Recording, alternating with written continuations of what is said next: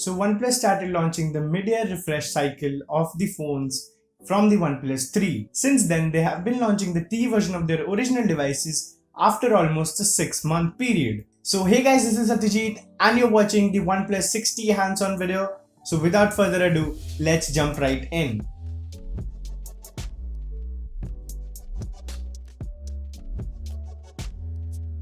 The first thing you'll notice about the phone when you hold the phone for the first time is that it is a bit thicker and a bit heavy than the OnePlus 6. Now this has happened due to the increase in 400 mAh in the battery size. The next big difference is the screen itself. The screen is now bigger with a smaller notch. So the OnePlus 6 originally did not have such an obtrusive notch, but the OnePlus 6T takes it to another level. It has the teardrop notch, which is very small, and when you are watching content on YouTube or when you are watching content generally on your device, you're more likely to less notice the notch. Getting used to the OnePlus 6T's notch is a much easier task than getting used to the OnePlus 6's notch. Also, the bezels around the display and the chin of the phone has reduced, so it gives a more full view display experience compared to the OnePlus 6. Now coming to the back of the phone, you'll see that the fingerprint sensor is now gone because the OnePlus 6T uses an in-display fingerprint sensor technology. Now the choice of using the in-display fingerprint sensor is debatable because the in-display fingerprint sensor feels like first generation tech. OnePlus promises an unlock speed of 0.34 seconds, which in my opinion is not true, because it takes a lot more time to unlock the device than a general physical fingerprint sensor would. The failure rate in the OnePlus 6T's in-display fingerprint sensor is much higher. Whenever the in-display fingerprint sensor works, it works very well and you will not notice a lot of difference or lag.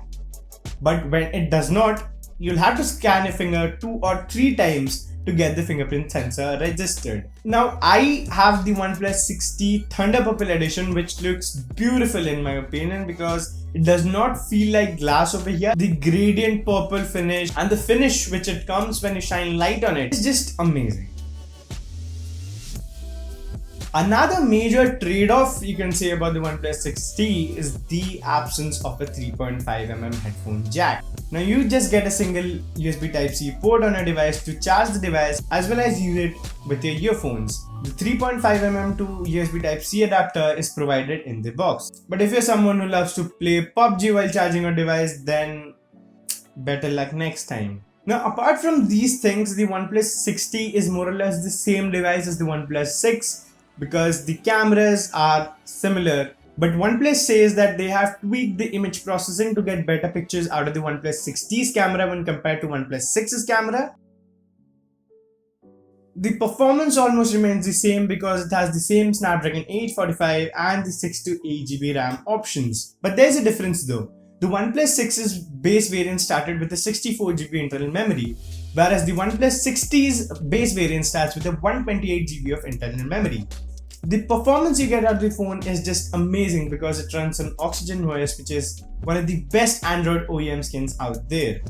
It is very close to the stock Android experience with some customizations which are very useful.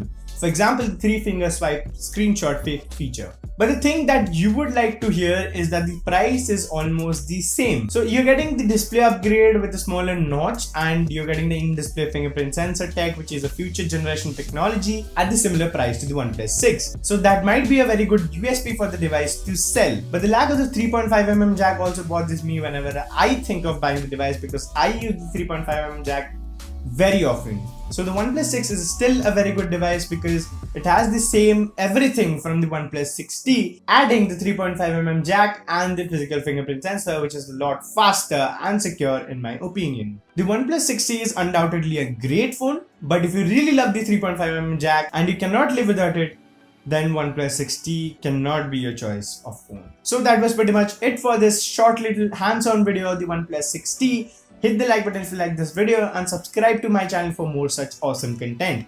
Thank you very much for watching this video. This has been Satyajeet. See you in the next one.